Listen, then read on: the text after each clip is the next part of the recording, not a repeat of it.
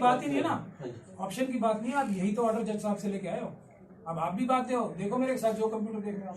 ठीक है सर, हम कर लेते हैं सारे कंप्यूटर को। आप सीज नहीं कर सकते, वो कंप्यूटर नहीं बना है, आप देख सकते हो। नहीं सर, मैं तो फिर मैं फीचर का वो है ऑर्डर पढ़ो आप। फीचर मैं इनकी हार्ड डिस्क ले लेता हूँ, और अगर मान ली हार्ड डिस्क नहीं निकलती तो सीज कर लेता हूँ सर। सब सीज कर लो, ये भी आप कर लो, लेकिन ये ऑर्डर के खिलाफ है सर। इसको भी आपको निवेदन कर रहा हूं, आप अपना ऑर्डर पढ़ के सुनाओ सर। मैं तो आपको कह रहा हूँ कि हम करना ही नहीं, हम करना नहीं चाहते। मैं कह रहा हूँ मुझे उठा के ले चलो, लेकिन क्लाइंट अटॉर्नी रिलेशन में नहीं हमें तो मजबूरी में करना पड़ रहा है। अपना वारंट पढ़ लो, उसके बाद जो करो नहीं करो नहीं सकता। वारंट सर मैंने ही तो आपको दिया। नहीं, जज साहब ने लिखा ना ऑर्डर तो जज साहब ने दिया होगा ना। ऑर्डर है आपके पास, मैं ऑर्डर को जज साहब को पढ़ के सुनाता हूँ। हाँ मैंने दिखाओ, ऑर्डर दिखाओ जज साहब का। ये वारंट आप लगभग 16 घंटे। देखिए, पुलिस ने मुझ पे बहुत जबरदस्त हमला भी किया, मारपीट भी की मुझसे, मेरे साथ।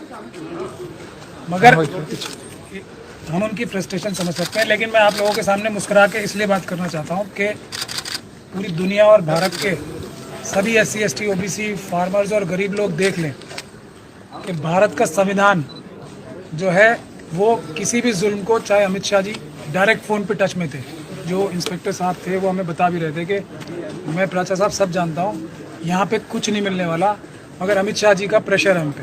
ये वो मुझे इनफॉर्मली जब वो वीडियो बंद करते थे बता रहे थे। मुझे हथियार भी दिखाए उन्होंने, पिस्टल्स दिखाई, और साफ तौर पे बोला कि यहाँ हम सिर्फ आपको मजबूरी में आए हैं, क्योंकि हमें कमिश्नर साहब ने बोला है और अमित शाह साहब ने बोला है कि किसी भी तरीके से प्राचा साहब के पास को जाए डराओ, धमकाओ, और ये इंश्योर करो कि जो इनके पास एक जो पुलिस के खिलाफ और RSS के और BJP के खिलाफ वीडियो हैं और दूसरे सबूत हैं, वो किसी तरीके से इनके कंप्यूटर से निकाल के ले आओ। इस बात के अलावा उनके पास कोई काम नहीं था।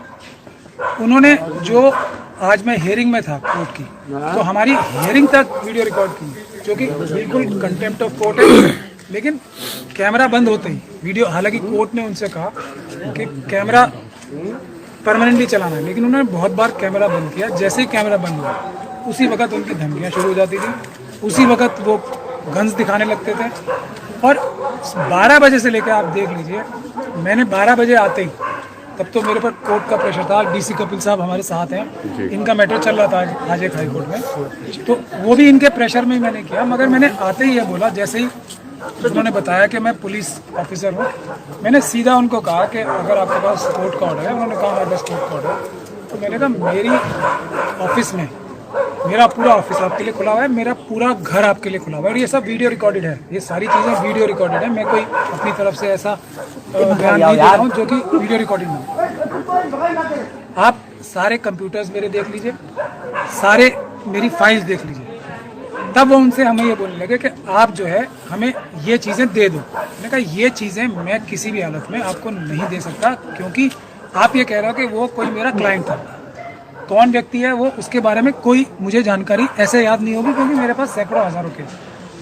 तो मैंने कहा मैं क्लाइंट अटर्नी जो हमारा रिलेशन होता है उससे बंधा हुआ, मैं आपको कुछ नहीं दे सकता, भले ही आप मुझे गोली मार दो, क्योंकि ये मेरा एडवोकेट होने के नाते कानूनी फ़र्ज़ भी है। और एविडेंस एक्ट 126 ये कहता है कि मुझे क्लाइंट अटर्नी जो उसने इन्फॉर्मेशन दी है मैं कभी डिस्क्लोज़ नहीं करूँगा। तो मैंने इनको ये कहा कि ये आप चाहे कुछ भी करो, तो आप ये सब हमारी कैमरा बंद होने की बात होती थी, आप अमित शाह साहब को बता दो मैं नहीं देने वाला कुछ भी, और कुछ है भी नहीं, आप खुद ले लीजिए, वो मैं आपको नहीं रोकूंगा, क्योंकि कोर्ट ने आपको ऑर्डर किया। आप मेरे सारे कंप्यूटर्स चेक कीजिए, मेरी सारी फाइल्स चेक कीजिए, मेरी बॉडी में से सब कुछ तलाशी ले लीजिए। उन्होंने मेरे बाथरूम्स तक देखे हैं जाकर, और सबकी वीडियोग्राफी है, एक एक बाथरूम, एक एक टेबल के नीचे तक घुस के देखा है उन्होंने, सब वीडियोग्राफ्ड है।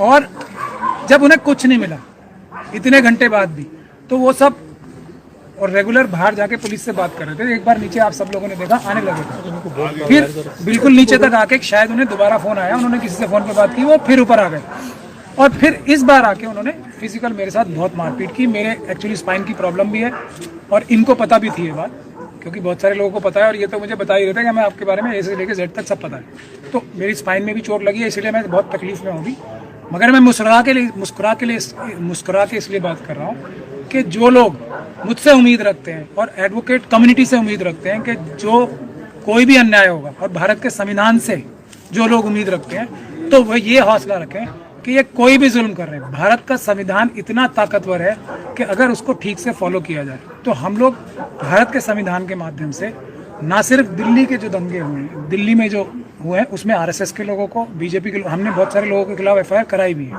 यही उनकी सबसे बड़ी ग्रीवेंस है मुझसे कि आरएसएस के लोगों को, मेरे जो क्लाइंट्स थे उनकी कंप्लेंट्स पे अरेस्ट किया गया। यही उनकी सबसे बड़ी ग्रीवेंस है कि पुलिस के लोगों के खिलाफ हमारे पास प्लेथोरा ऑफ एविडेंस है, एक नहीं, हमारे पास पूरा, आप समझे तो इतना एविडेंस है कि मुझे नहीं लगता कि ये शायद दिल्ली दंगों की जो चेन है, और इसीलिए हम ज़्यादा लाइमलाइट में भी नहीं आ रहे कि ये अमित शाह जी तक जाके रुकेगी, इसमें मुझे कोई भी शक नहीं है, और वो एविडेंस सब हमारे पास मौजूद है। तो जब ये अमित शाह जी तक जानी है तो ये अमित शाह जी के इशारे पे ही हमें बोला भी जा रहा है कि ये हो रहा है कि या तो आप ये केसेस छोड़ दो।